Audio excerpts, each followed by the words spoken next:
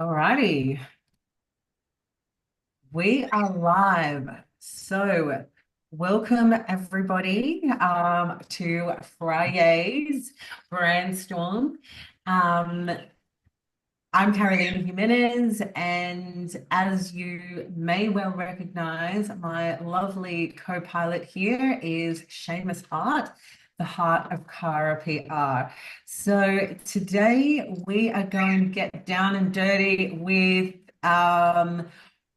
NDIS, what's happening with LinkedIn. Sorry, we're going into Yeah. what's happening on LinkedIn with regards to NDIS and workplace inclusion. We are respectfully judging what is happening in terms of the gap between companies that say that they're inclusive and actually invest in that experience for their employees. So welcome everyone. Thank you, Seamus, for joining us. So let's dig in, everyone. So what makes inclusion actually work in the workplace? And before we look at the actual data, we want to establish our framework. What makes inclusion work? It requires access, investment, and accountability, because at the end of the day, having a policy is not the same as having a practice. Hmm. No, absolutely. It's like when you think about it, it's just because you have a piece of paper, it's not the same as actual action. A lot of them they've got the first part of it, but they don't have the action part, which is critical. Absolutely. So drop one word in the chat, performative or proven, when it comes to the workplace that you are in. We would love to know. Um, and now, what makes inclusion actually work? We're talking about access, investment, and accountability. So if we look at, um, sorry, the gap,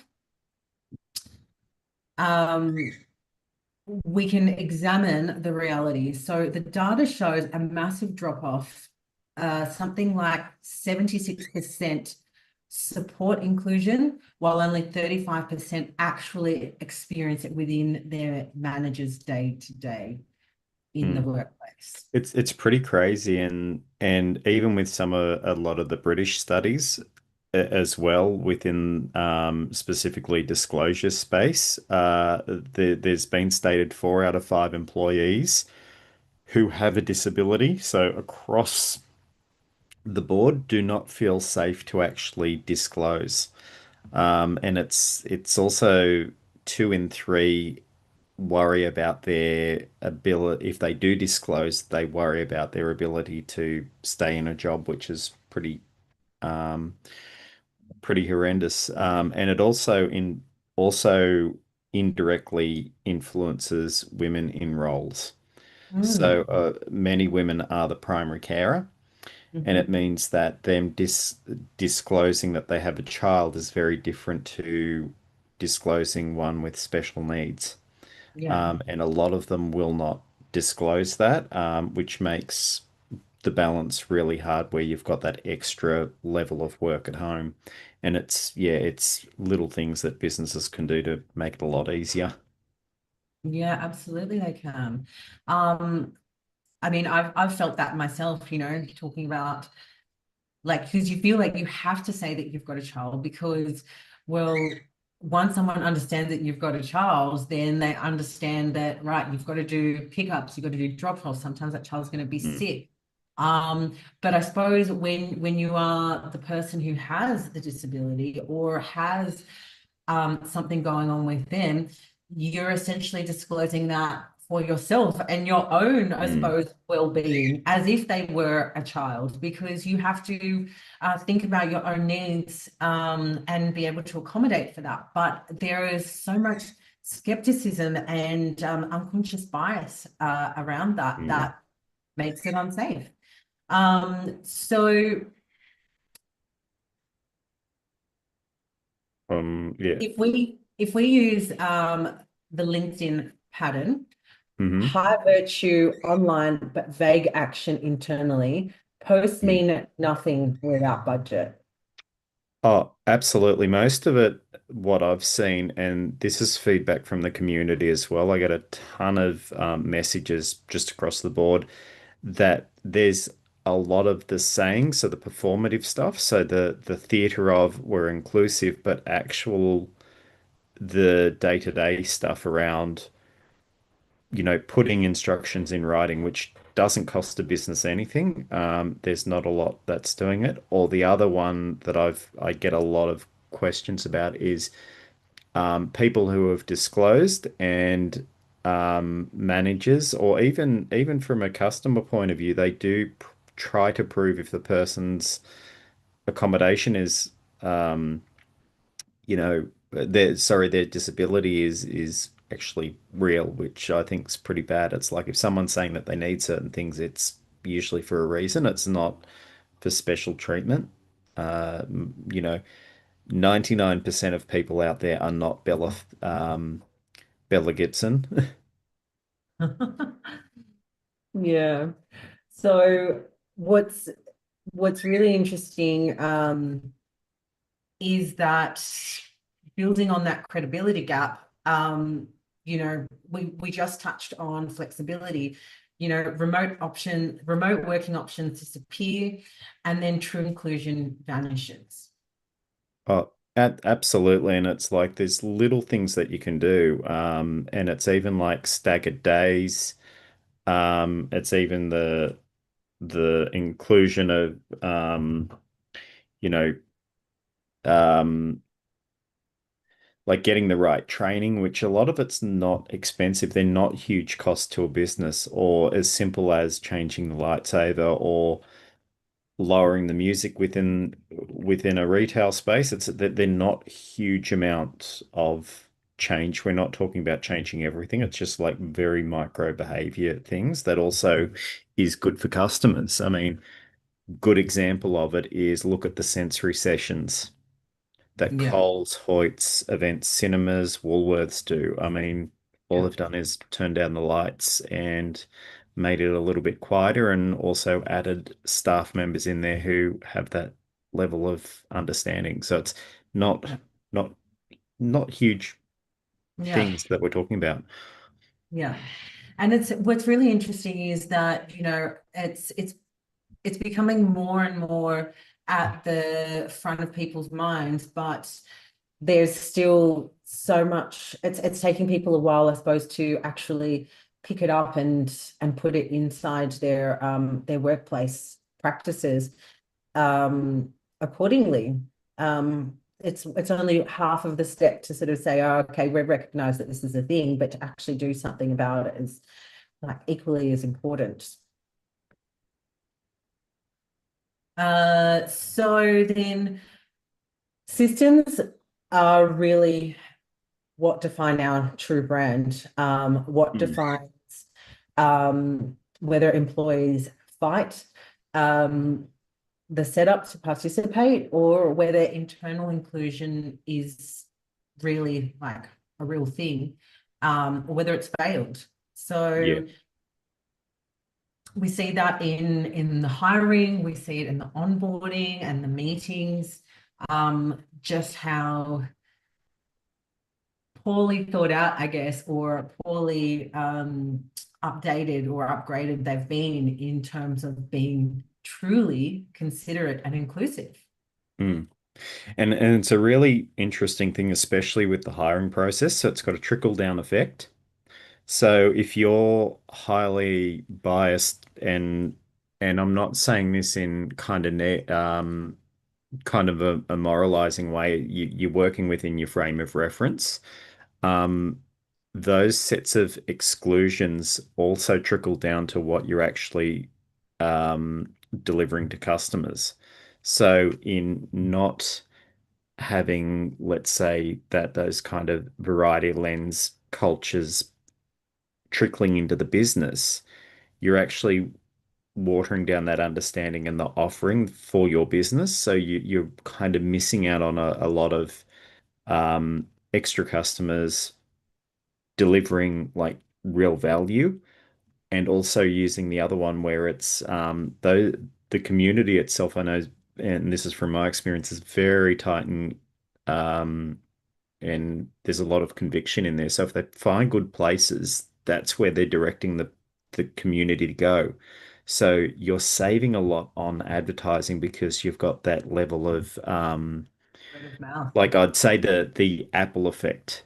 How Yeah. many times has Apple had to release that they've like have to like really market hard that they've released a new iPhone? Never happens. That it's like the news gets carried from the fan base, and it's the same thing with a lot of those inclusion communities, is that they're doing all the hard works for your brand, and it's yeah, just providing very small things, including the knowledge and understanding. Yeah. And at the end of the day, it comes down to the managers um, moving from systems to middle management because policies alone don't build trust. Managers Mm, do. And exactly. relying on a lucky boss isn't a system. Mm. Yeah, like my little boss here who's not leaving my side. He's finding this all very interesting. Oh, love him. He's so cute. Yeah, he's funny. He's like, yeah. I mean, it's the same thing. It's like just very micro inclusions. It's like that if you have that level of integration at that top level, makes a huge amount of difference to actually delivering value and also understanding what their customer needs are. So it's something that's not it's not just about the social good. It has a huge economic advantage as well. Yeah. So the question becomes, well, if it's the managers who are driving this, then what goes wrong? Building Yeah. on the management gap, we start to see predictable patterns of what goes wrong. It looks inclusive on the surface, but it feels Mm. exhausting for the employees who are trying to navigate those policies that simply have no budget and no real structural support behind them. Yeah, and that's where the inclusion thing comes in because it's like the lived experience to a certain extent is going to give you the level of information. So it's the lens that you need. The best way I've looked at it, and this also goes across even outside the disability space, and this is putting my UX hat on, is that when you're not actually delivering that level of value or understanding, so you're not talking to your user group, um, what's actually happening instead is that you're doing surface level. So think of it like you're really hungry and you're stapling sandwiches to yourself. That's not really gonna like it's all surface level. It's not really gonna solve anything. You do need that deep level of understanding and that nuance. And like most people are more than happy to share their lived experience. And it's like it's why customer feedback is so important. And it's also why opening up to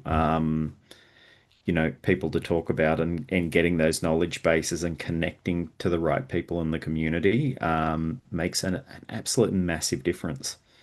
So it's like you know, it's not a question of money because even many of the universities have amazing programs. It's connect out with them. They'll give you a fact sheet. That's stuff that is better than probably I can give you because it's all peer reviewed. Yeah, so true. There really isn't an excuse for it, especially at this point in time, right? There's Exactly. information's accessible, there's programs to support implementing and testing and doing that research to be able to support your business and your workplace in becoming more inclusive. So that brings us to now that we've spoken about the patterns, and let's have a quick look at 5 scenarios and talk about whether these practices are truly inclusive or whether they're just performative. So the very first one is flexible work is removed, but the careers page still says people first. I love this one. This is so common. So I had actually someone talk about this to me about 2 weeks ago.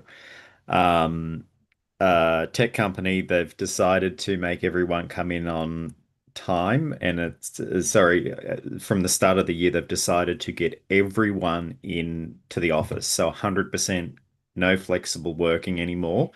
And they've had half their tech team quit. It's actually really funny. Mm. Oh, And also they've realized another big problem is that especially with tech, it's not 9 to 5, it's 24/7. exactly. What they've realized is that you remove that flexibility, you're also removing the longer hours when people are more active, so you're getting coverage in more of the day. But yeah, I Yeah. think it's So that one is definitely marked a performative, not an inclusive.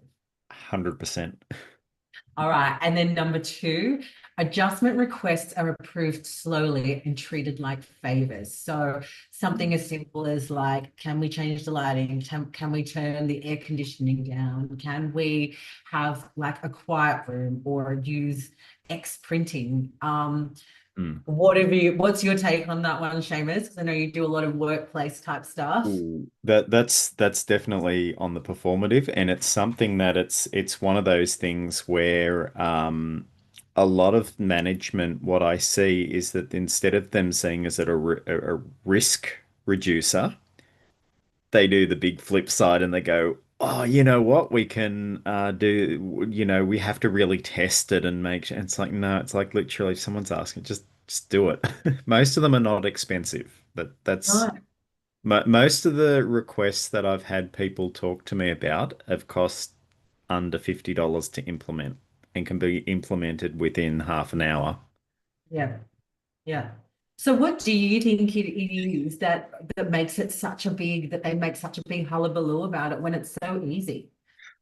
I think they look at it as the common theory I've come across is that they look at it as like a privilege and special treatment, and Mm, especially in schools. Yeah, that's really crazy. It's like, oh, they're treating special, and it's like, no, not really.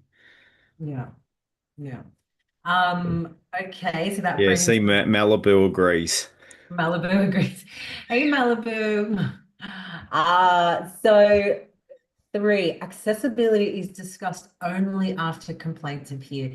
This is so common, right? Yeah, I think it's one of the things that I noticed that's shifted. I would say it's a bit of both because there's a lot of problems you're not sure until it actually is escalated. And I've seen this on digital platforms where they've brought out a certain font and it doesn't render properly, which means it screws up readers with due to the download, or people with dyslexia or dyspraxia can't really read them. So there are some things that you just don't know until they're out there. They're the unknown unknown. So I'd say it's a bit of both. Okay, yeah, good call. Um, Managers are expected to be inclusive without any formal training. Oh, this is a good one because I remember in my corporate days that we had all of these discussions about it, but there was never any actual formal training. But we were Mm. rated as, best place to work because of like inclusivity and diversity and all of these other wonderful things. But yeah, I personally never had like I mean, suppose we had an all hands or a lunch and learn or something about what it was, but Mm. yeah, like we weren't managers, we were just employees, and I did manage a lot of the managers' training, and I know that there wasn't a specific thing on that. So, Seamus, what's your take? My take is very similar to you. I think it's one of those things where I wouldn't say it's either inclusive or performative. I think it's one of those things where they expect people just to figure it out themselves. So it's building a house without putting the foundations on there. And that's why the governance and policy around it needs to be absolutely spot on before you put those things on there. So you're better off, instead of saying, "Oh, we're inclusive and we're doing all the and not supplying the proper training," you're better off not doing anything, because the problem is that you're raising the expectation with staff, clients, and whatever. You can support their needs where you don't have the underlying of it. It would Yeah, be like, the way that I would look at it, it's the way privileged positions are used. yeah, So I can't call myself an accountant. I can't call myself a police officer because they're privileged spots yeah, within society. I can't call it without the proper training and the backing. yeah, Very similar with this inclusion. You're better off saying that you're not and yeah, getting the training, because what you're going to do is raise the wrong expectation to a bunch of people, and you're going to get a stack of risks and a stack of costs that you're better yeah, off saying can't do it because we don't have the training. yeah, People are far more forgiving of that than, oh, yes, we can do it, but we don't have any resources or we don't have any of the training. I'd say mm, it's like far more exclusive doing it that way than saying that, well, we don't have it, but we'd like to. yeah, yeah. I mean, it totally makes sense. Like, it just like why would you kind of just do that lip service? Like you're giving yourself such a disservice if you're calling yourself an inclusive place and then nobody even knows like what that is. Like it's just marketing, really. No, So it's exactly the same thing, and a really good example of it was probably about 12 months ago. I did a very like simple um like research piece for a mechanic, and they were getting a ton of like negative reviews on Google and the product things. And it was very simple when we found out what the problem was. They mm, said that they could do work on diesel engines and like very complex machinery, yeah, but only at a very basic level. They couldn't do the level of detail so, and that was coming out in their reviews. So they were right, saying something that they didn't have any expertise in, and all yeah, they needed to do was to fix it was fix up the copy on their website and on those services, saying that, oh, by the way, yes, we can work on that, but this is the limited capacity that we can do. yeah, Fixed up the problem overnight because it stopped getting customers in who were expecting, oh, yes, so you can work on a tractor, a diesel tractor, yeah, managing um, expectation. when, yeah, when they can't. So it's managing expectations. So it's actually, you're not actually saying no. What you're saying is you're setting the boundaries and going, well, we can do this, but we can't do that. So it makes your business look far more honest because you're setting expectation from the start. So would that be a performative then? Yeah, I think it's more of a performative thing, and I think it's more performative around not enough detail. Yeah. So then that brings us to the last one, which is the campaign celebrates belonging, but the internal system creates friction. Oh, yes, this is a common one. I'd say that's performative and theatre DEI at its finest. And again, it's just not understanding it. It's like it's very different saying that you understand something than doing it. Like, it's like I finished a philosophy degree. I hear so many people say that they've read philosophy and get it, until you've actually studied it in detail, and it's like I don't get it. I studied it. It's the same thing with these campaigns. It's like if you're not bringing in the right expertise, you're not doing it, and it's going to create a whole heap of problems. Yeah, yeah, totally.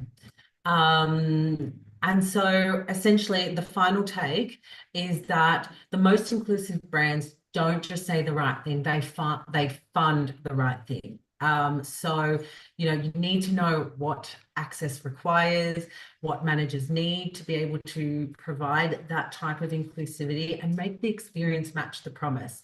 Because inclusion is not just culture wallpaper, it's an operational architecture. And without these practices, then really you're not being inclusive. And so now we might have a little shift in gear Oh, because Seamus is going to take over with some of the dirt that has been happening.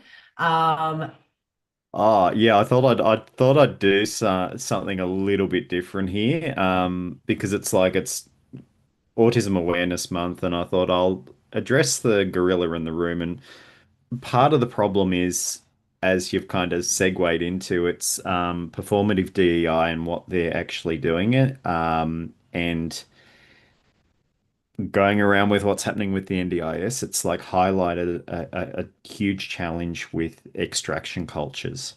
So they're happy to take the money, not happy to do the inclusion, and it's a huge problem, just not for disability communities, but it's also a huge problem overall because it strips value from everyone. So if you're a taxpayer like me, um, people who are exploiting programs, uh, basically burning your hard-earned dollars as well. So it's something that affects everyone. And I thought I'd start off with the addressing the gorilla in the room. So yeah, thought this was great.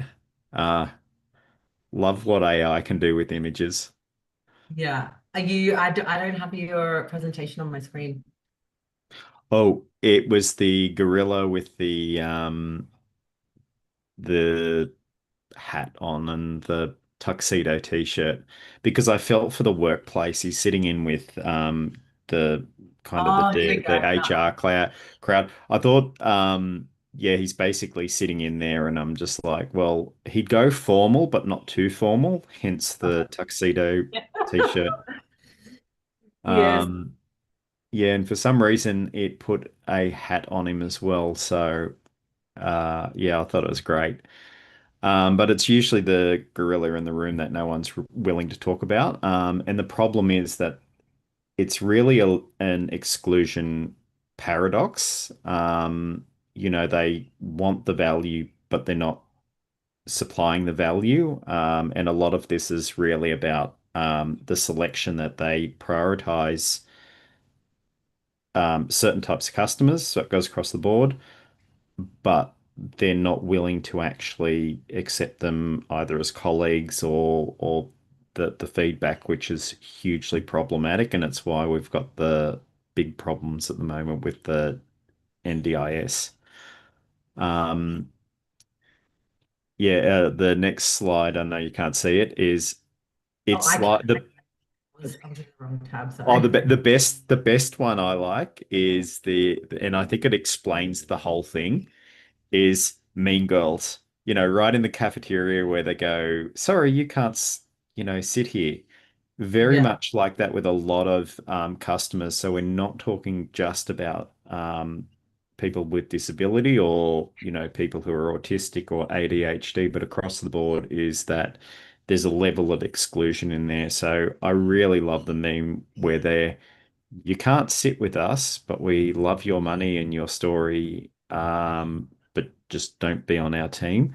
It's part of the problem with exclusion, and even a few of the philosophers have spoken about this. I think it was Miranda Fricker being one of them, about you know, the othering effect and epistemic justice is where people are quite happy to derive some value on it, but they don't want to exclude it, and they don't want to give that back. And the problem is that it's something that hurts everyone, um, because you're not servicing the person properly, and it's also poor governance because it's effectively exploitation if you're taking from a team or taking from a certain culture or disability group. You also have to be giving that back. And that's not just a monetary thing, that's also with job support, inclusion with the environment. It's not just a sticker statement. So yeah, I've seen so many people on LinkedIn just post up about that. So I thought I'd put my 2 cents in. Yeah. Um, yeah, so I mean the way that I look at it, and I had good old ChatGPT go absolutely crazy with some of the images. So a lot of the values are very surface level. So they're wanting the image, they're wanting the inspirational stories for brand, they're loving the data. But when they actually show up, it becomes very, very selective. So it's just around branding, but it's one of those things that doesn't have real value because it only has a very short life cycle because people get pissed off and go elsewhere with it. And there's a ton of different stories with those inclusion companies that like split it around. But it's like if you're marketing for it, you need to be supplying the right sort of service. And unfortunately, we see that with NDIS all the time with overcharging, not providing the services. I see this a lot in tech startup where they're a neurodivergent AI startup or a neurodivergent disability adjacent service, and then you go talk to them and they don't have anyone with disability working for them, and they don't have they're not actually supporting and giving back to the community. Or the other one that I find really funny, and that there's a massive discussion on Reddit about it, um, the ones where you get a someone founding member of a certain thing, um, really common with ADHD. So they'll start up this service or coaching service for ADHD, and then they go, the no one's in there is ADHD, and suddenly about 3 years into it, um the owner miraculously gets a self-diagnosis, and it's like, well, seriously, it's like a bit of a Oh, redemption arc. yes. Yes, yes. Yep. I've So there seen was, two yeah. lately that kind of outed it on the first day of March. Sorry, the first day of April, which I thought it was April Fool's. Yeah. And it wasn't. And it's these two, oh, yes, guess what? I'm this and that. And it's like, well,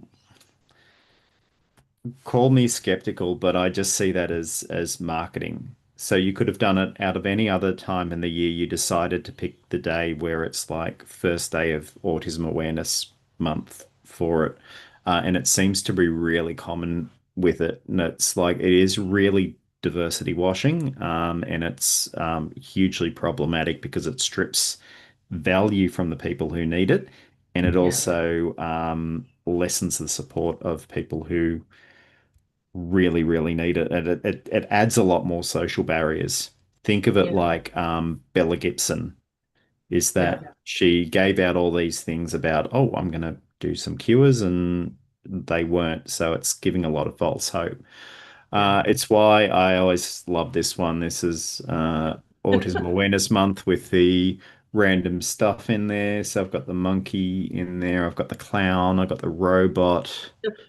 And The puzzle pieces everywhere, and also there's a skull down the bottom, which a bit of a Shakespearean twist on it, Avast your poor Yorick, I knew him well. Or you could say it's the person who's waiting for inclusions. So if the inclusions are fun, flags, and food, yeah. and then the rest of the year it's nothing, it's like don't do the first one. Like you're happy to buy a bunch of cupcakes, but when someone asks for noise cancelling headphones or for can they turn up to work a little bit later and leave a little bit later, that's rejected. It's like you've got your priorities wrong. Yeah. Yeah. Or they end up as that skeleton because that's how long they have to wait. Exactly. And I tell you what, I've been in that position so many times where I've waited. I've been in companies where I've waited over 6 months for basic accommodations because it's gone through every single part of the business. Mm. Which Don't is ask me why. And it was as simple as, can I have this in writing at the start of the week, or can I have one person to go to on staff? yeah. So a lot of it, love. I had to put the ball out one up. Love it. Um, but it needs to be more than just fun, food, and flags on one day of the year. It's like it's not what you're doing then. It's not the visibility stuff. It's the stuff that you're doing that's invisible. Think of it like the ring of Gyges. Yeah. It's like the shepherd who finds the ring for invisibility, and it's like it just says, it makes him more of the person who he was when no one's looking. Same thing with diversity and inclusion. It's like the ones that work well don't talk about it because they're already doing it. It's part of the culture. Yeah. Yeah. Although I've got some very nice coffee mugs and cupcakes over the years. Yes. Um, That makes so all the difference. yeah, it does the coffee mugs, yeah. But I'd say some pointers. A lot of it, it's like asking yourself, as we said before, did you do some training? you know, Look at the sensory load. Have you changed some of the systems for hiring and firing? Have you changed some of the performance reviews? Or the big one that I've noticed and I've had, sorry, I'll just have a look. 27 people messaged me this month about it, which I'm going to do a post on, around job carving. Mm, Carve out that because neurodivergent people have very spiky skill sets, job mm, carve. yeah. It's more than just adding an awesome picture and some hat and some like hashtags. You actually kind of have to do stuff. Yeah. Again, and it's like it has practical. Oh my God, your images are just gold. They're on fire today. Oh Fire! no, they are. I just went completely nuts this month. I asked ChatGPT to put in the most amazing picture it could, like the, and it's got a gorilla in a tuxedo drinking lightning out of this mug while it's going down the side of a volcano on a unicorn. It really gets me sometimes. But really, it's when you think about it, 20 to 30% more revenue just by getting the right inclusion process going, and that goes across cultures, disability, all of it just opens your business up. You're getting brand affinity, skilled workforce, and also specialized thinking, which is really hard to get. The best thing is that it also goes past customer retention. So you're getting people who are very loyal, where you don't have to put as much into a traditional loyalty program, because people are getting there. Like you've trained them up a lot better. And also it's de-risking the legal. Um, Even if you just want to dodge the lawsuits, it's just basic inclusion helps everyone out. It's like me with the kitten here. That's an inclusion metric today. Oh, gold. I love it. Yeah, he needed it to be included on it. So yes, Yes. he's funny. He's now But asleep on the keyboard. Uh, uh, yeah, there he is. he's had his little LSD run and now he's Yeah, calm. he's just run around. He's done the zoomies and he's come back and he's gone, no, I like it here. So good. So good. Um, and so we had some really controversial articles that Oh, in the research for this. So one of the, so to your point about, people whitewashing inclusivity and taking all the grants and receiving all the funding and support for being inclusive, but not putting it to good use, mm. and how that's taking away from the people who actually really need it and the people that are actually doing it right. um, and how all their funding is sort of moving around and NDIS and everything. So one of the articles that I found in my research was this one in particular by The Guardian. Australians are uneasy about NDIS cuts amid the $53 billion defence spending. So Hmm. this being one of the biggest current controversial planned NDIS cuts, with around Hmm. 160,000 people expecting to be removed from the system. Yeah, it's funny. You've just kind of got to look at priorities, and the problem that kind of a lot of spoken about is the problem is with a when you've got poor governance in anything, and this goes across why good governance and policy with any business, and it's just not disability, it's across the board, makes a huge difference. Because what you're doing is you're tightening up where things are where resources are being allocated properly, and it's also giving you the guardrails to make sure that it's not exploited. So if you look at the spending priorities, it's like they're cutting from one and giving to another. And it's like I'm not against defense spending, but it also puts into like ideas of what you can actually buy instead. Like the amount Mm. of, you know, the fraud effectively has cut back a lot of what they you can actually do. What do you think?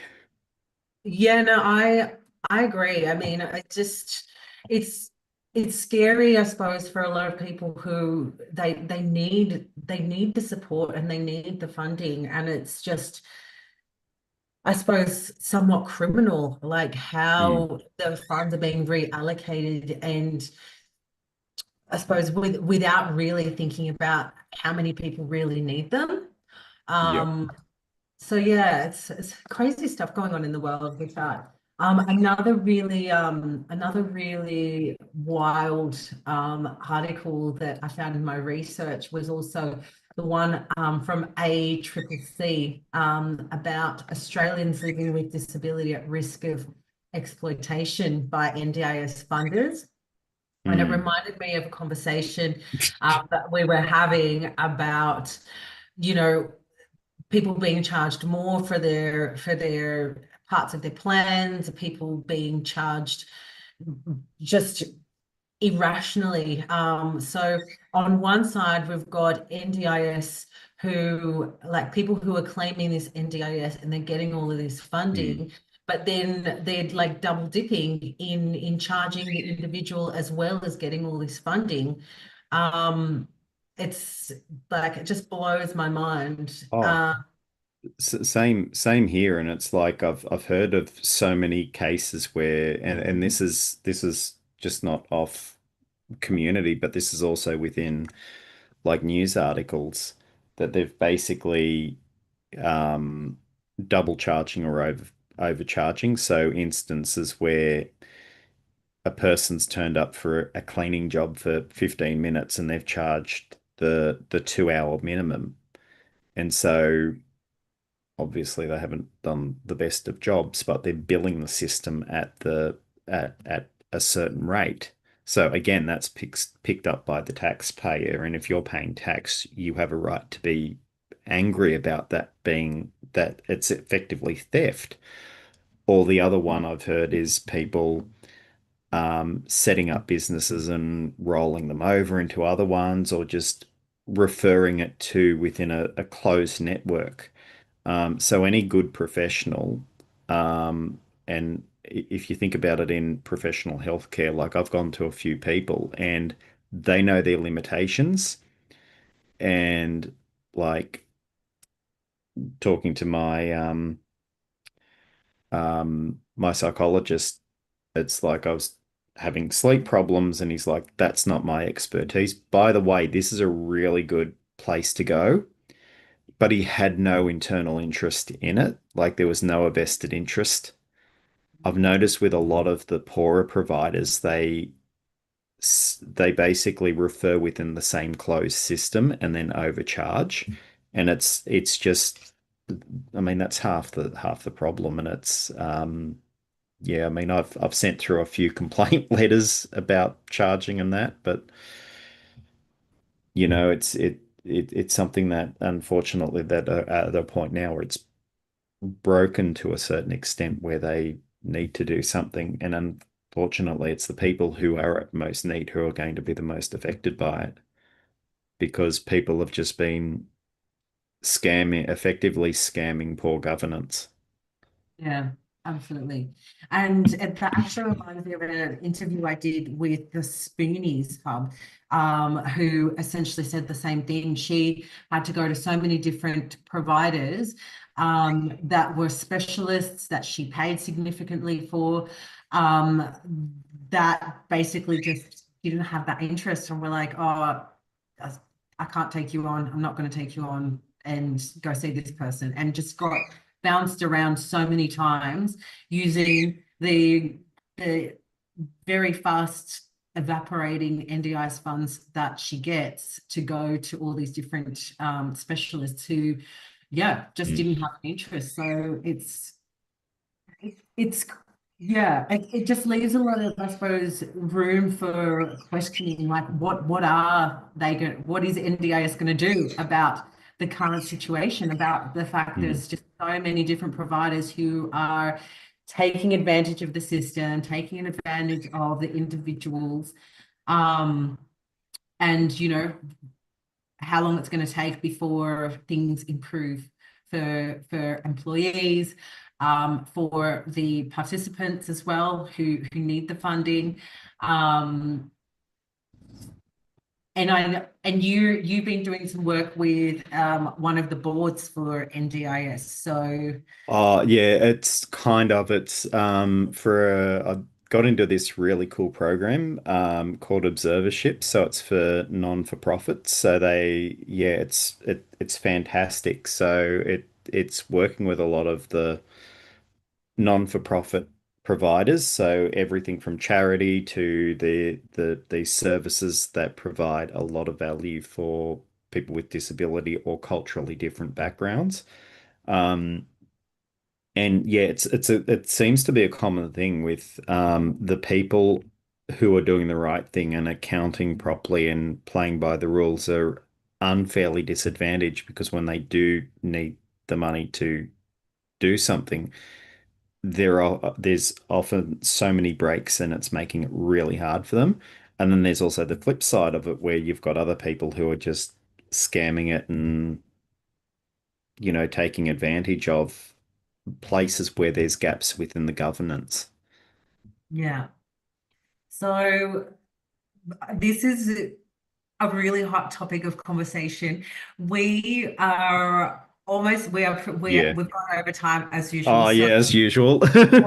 we'll get people to send their questions, comments, Mm, any follow-up feedback to our email, so that we can continue this discussion, because there's so much that's happening in the space right now, from whistleblowers in the NDIS space who have mm, lost their jobs after raising concerns about unsafe cost cutting for vulnerable people. We've got bullying and exclusion in NDIS mm, commission workplaces. There's so much stuff that is happening in the NDIS, and there's so much to talk about. And we have we have our own, I suppose, insights into what's happening, courtesy of the lovely co-pilot here, Seamus. But it's a huge conversation and we could talk about it for hours. So mm. pop your comments in the chat, send us your questions, and we'll try and have a follow-up conversation on this sometime during the course of the next week. We do have a short week next week because we have Anzac Day, but I just want to thank everyone for tuning in and joining us in today's session at Art for the Brandstorm. And a huge thank you to Seamus for his endless expertise Oh, in thanks. all of the things UX, user experience, and now adding NDIS to that pool of knowledge. So Oh, thanks. Yeah, I think everyone's in the same position with NDIS figuring it out. it is like just such a maze to try and figure out. So whatever light we can shed on that, and also helping businesses to do better. A lot of businesses Mm, do want to do better. They want to do the right thing, and there are things that they just don't know that they don't know, mm. and simple fixes on how they can do better. So we're here for it. Hit us up. We are always looking at different ways that we can support the neuro community. So that's it for us. Have an amazing weekend, long weekend. Thank you for tuning in. TGIF, and thank God for this amazing weather. So thank you, everyone. See you later. Thank you, Seamus. Take Thanks. care. See you Bye. guys. Bye.